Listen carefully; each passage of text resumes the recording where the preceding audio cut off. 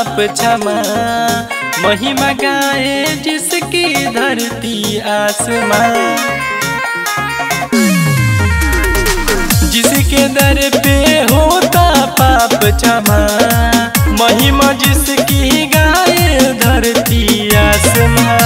जो हर पल हमको खुशियाँ दिया है, ओ मेरा मसीहा है, ओ मेरा मसीहा है, ओ मेरा मसीहा है, ओ मेरा मसीहा है।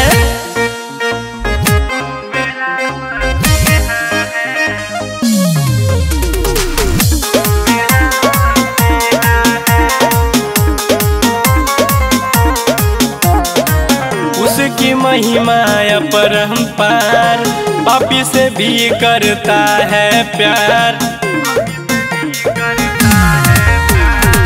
उसकी महिमा अपरंपार, पापी से भी करता है प्यार।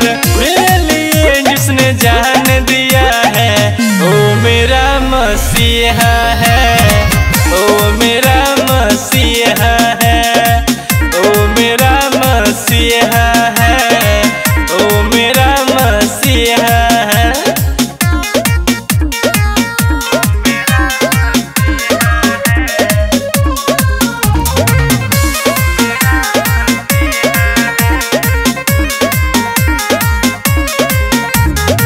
दुश्मनों से करते हैं प्यार, करते न भाई किसी का बेकार।